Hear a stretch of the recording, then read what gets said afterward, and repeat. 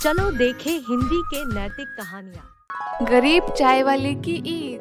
गुड़गांव शहर में इरफान की एक चाय की छोटी सी दुकान थी। वो बड़ी मेहनत करके अपना और अपने परिवार का गुजारा बड़ी मुश्किल से करता था, और वो जो चाय की दुकान चलाता था वो भी उसने 1000 रुपये किराए पर ली हुई थी। और इरफान का जो छोटा सा घर था वो भी किराए का था, जिसका किराया 2000 रुपये महीना था।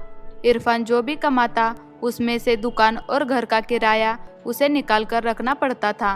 इरफान के परिवार में उसकी पत्नी और उसके 2 बच्चे थे। पत्नी का नाम समीना था, बेटी का तब्बू और बेटे का तैमूर था। एक दिन इरफान दुकान पर जा ही रहा था। उसकी बेटी तब्बू बोली, अब्बा, कल ईद है, मेरे लिए क्या लाओगे? मुझे नई ड्रेस लेनी है, बिल्कुल रूबी जैसी। मेरे लिए भी लाओगे ना? अब्बा बोलो ना। बढ़िया ही नई ड्रेस लेने वाली। अब्बा तो मेरे लिए नया वीडियो गेम लाने वाले हैं। देखना, मेरे लिए लाएंगे अब्बा। बच्चों, बाहर जाकर खेलो, अब्बा को परेशान मत करो। आप परेशान मत हो, ये बच्चे तो कुछ न कुछ मांगते रहते हैं। आपको देर हो रही होगी, आप जाओ। नहीं समीना, मैं ही अपने बच्चों को खुशी नहीं दे पा रहा हूँ। मेरी गरीबी उनके खुशी के आड़ आ जाती है। क्या करूँ अल्लाह। इरफान भले ही गरीब था, लेकिन वो खुदा पर बहुत यकीन करता था। दुकान पर जाते हुए इरफान रोज मस्जिद जाया करता था। वो जैसे ही दुकान पर पहुंचा, एक व्यक्ति कुछ गुंडों के साथ वहां आया और इरफान से बोला, इरफान मियाँ, निकालो हफ्ते के पैसे। पिछले हफ्ते तुम्हें छोड़ दिया था, मैं इस हफ्ते पैसे लेकर ही रहूंगा। दुकान चलानी है तो हफ्ते के पैसे भी टाइम पर दिया करो। सिल्लू भाई, इस महीने में मेरी बिल्कुल भी कमाई नहीं हुई है, दुकान का किराया भी बाकी है। मुझे इस बात से कोई मतलब नहीं, मुझे तो मेरे हफ्ते से मतलब है। यहाँ बाजार में सभी दुकानदार मुझे अपनी कमाई का हिस्सा देते हैं, तुम्हें भी देना पड़ेगा। परसों ईद है, मैं कल फिर आऊंगा। सिल्लू भाई इरफान को अगले दिन आने की धमकी देकर चला जाता है। इरफान मायूस होकर घर वापस आ जाता है, पर रात भर वो सोच रहा होता है कि कल जब सिल्लू भाई आएगा तो उसे देने के लिए बिल्कुल भी पैसे नहीं है। सिल्लू भाई एक गुंडा था और इरफान को अपने से ज्यादा अपने परिवार की चिंता थी। इरफान पूरी रात अल्लाह का नाम लेते हुए सोचता रहा। अगले दिन वो दुकान के लिए उठा और जल्दी जल्दी घर से निकल गया। वो रोजाना की तरह मस्जिद में अल्लाह के आगे सिर झुकाकर जाने वाला था। वो जैसे ही मस्जिद के पास पहुंचा, उसने देखा कि एक औरत जमीन पर बेहोश होकर गिर गई है और एक छोटा बच्चा बगल में रो रहा है। लोग औरत के नजदीक से होकर गुजर रहे थे, लेकिन किसी ने भी उस औरत और बच्चे की मदद नहीं की। इरफान तेजी से उनके पास गया और बच्चे को उठाकर उस औरत को अस्पताल में भर्ती किया और वो डॉक्टर से बोला, डॉक्टर साहब, ये रास्ते में बेहोश होकर गिर गई थी, आप जरा देखिए। डॉक्टर उस औरत का चेकअप करता है और इरफान से कहता है, इनका थकान के वजह से बीपी हाई हो गया था, इसके वजह से ये चक्कर खाकर गिर गई।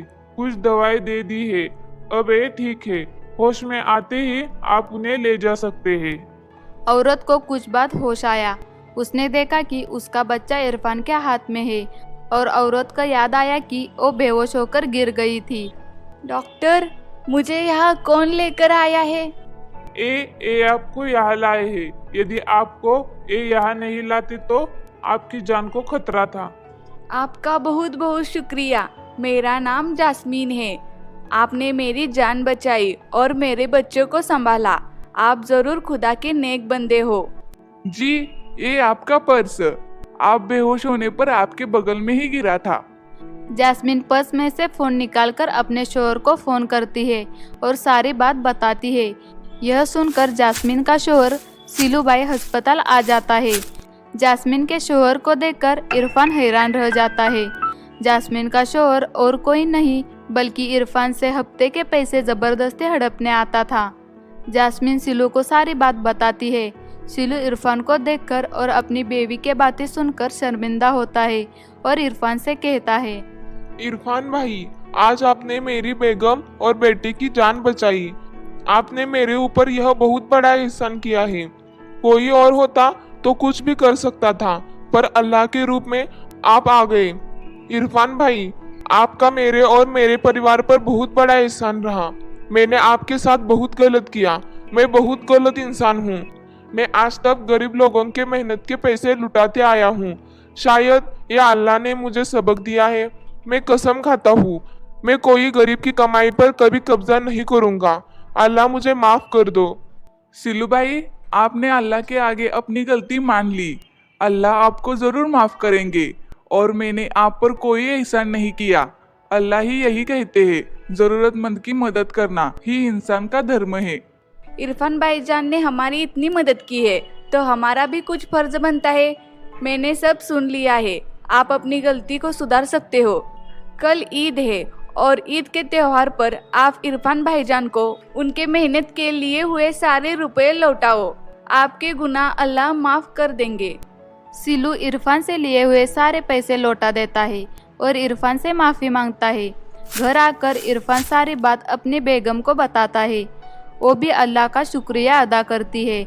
अगले दिन इरफान अपने परिवार के साथ खुशी खुशी ईद मनाता है। सिलू भी अपने परिवार के साथ इरफान के घर कुछ मिठाइयाँ लेकर आता है और दोनों परिवार मिलकर खुशी खुशी ईद मनाते हैं। सब भाई और बहनों को ईद मुबारक। कैसी लगी आपको यह कहानी?